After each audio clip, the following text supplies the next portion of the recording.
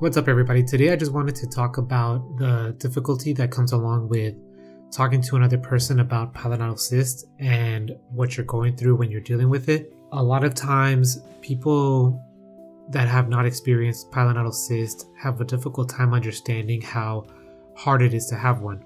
They appear small, sometimes they just don't look anything worse than like a pimple, so people think sometimes that we might just be exaggerating or trying to get attention, or it's one of those things where just like, get over it, it's not that bad, it doesn't look that bad, why are you making this a big deal? So in those situations, it could be difficult, it can make you feel lonely, it can make you feel like nobody understands how absolutely agonizing it is to have one of these. I mean, anything that touches it when it's infected can just shoot like lightning bolts of pain up your back. It can make it hard to even think. It can make it hard to focus on anything around you because your whole body is just drawing attention to that specific area. And the stress that comes along with it is also just emotional because you kind of want to like just reach back there and tear it out of you and get rid of it, but you can't. You're kind of stuck with it and it's there and you always know it's there, so you're always thinking about it, and it makes you kind of just feel emotionally drained. So explaining all of that to somebody can be really hard, especially because we have to go into detail, and sometimes it could be gross or it could feel gross to talk about it. You know, the worst thing about it is where it's located, right in the cleft of the butt. There's just like, you know, you basically have to talk about like, hey, I have this cyst on my butt or this cyst on my ass. And just saying that out loud is really kind of uncomfortable. So one thing that you can try is discussing it, but talk about it in different terms. Like I used to tell people, instead of using the word cyst, I would say I have this sinus, this pilonidal sinus. It's another term for it that basically kind of changes it a little bit and makes it seem a little bit more like, oh, what's that? I've never heard of a pilonidal sinus. What's a sinus? A lot of people won't immediately go to like, oh, a cyst on your butt, gross. So if you talk about it that way, then you can explain, you know, it's this thing that really just causes me terrible pain and I'm always feeling it and I'm gonna hopefully get it dealt with, but for now, I have trouble. It's right at my tailbone.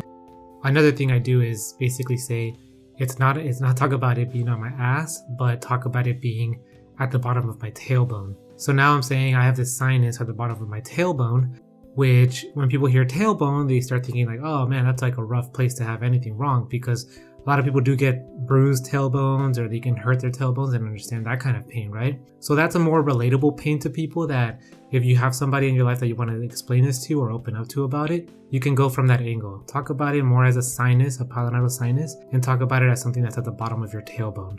And then from there, you can explain the kind of pain you're feeling, what it does to you, and how you're like emotionally affected by it, or how so much of your brain power is just being consumed by knowing it exists and knowing it's back there. So sometimes it could be hard for you to enjoy life or focus on other things because that's drawing your attention away. And then hopefully with that, trying out with one person and then another person or whoever your close family or friends are, you can get comfortable with it, and over time, it should be a lot easier to talk about.